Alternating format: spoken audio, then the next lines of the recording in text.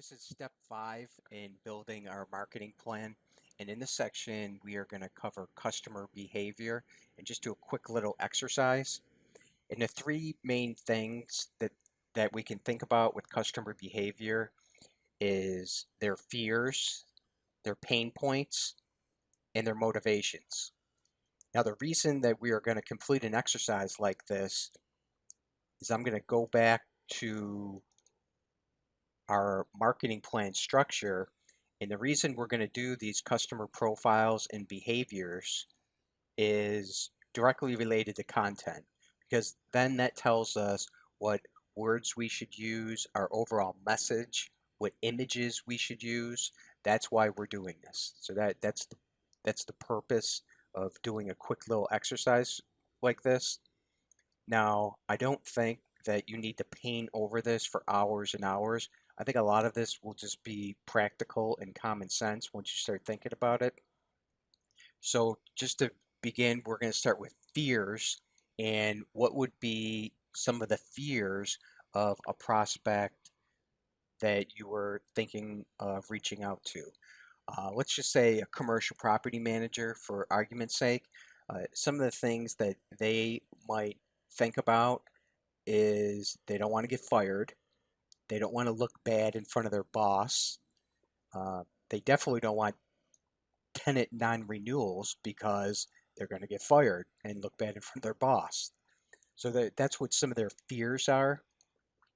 Now, what would be some of their pain points when using a contractor? That we don't answer calls, we don't return calls quickly enough, we show up late to appointments, we're sloppy looking, that and their tenants may see us looking like that, and they might look at it that it reflects on their building to have sloppy looking service contractors in the building. So this is something that can be very important, especially if you're doing service during the day. Unpredictable pricing, especially when you're dealing with larger companies, is they like to budget things generally for a year at a time, sometimes even longer than that. So we really want to at least give them an outline of what to expect, so then they can kind of budget us in for the long term. Now, what would be some of their motivations? They want to recruit new tenants. They want to be able to show off and have a building to be proud of. And this is just a natural human emotion that we all have. We want to be proud of our business. We want to be proud of our bands, in our case, and of our employees. And a customer will be exactly the same way, that they want to be able to walk around a building and be proud that it looks good, because that's also going to lead to happy tenants, them getting promotions, and of course, them making more money, which is a major motivation for almost every person on the planet. So these are some of the topics to think about when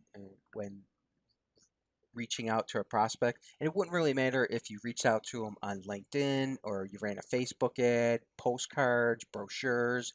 These are all just general themes to think about. And it can also mean that you can apply it through pictures. You could show a picture of an angry tenant, or you could show a picture of somebody standing in their office or standing in front of their building with their arms crossed, like they're really proud of how their building looks.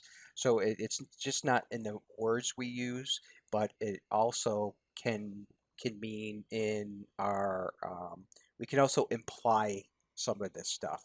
We don't have to just come out and say it, especially in digital advertising and our websites. Images can be very powerful, and they can really draw people in.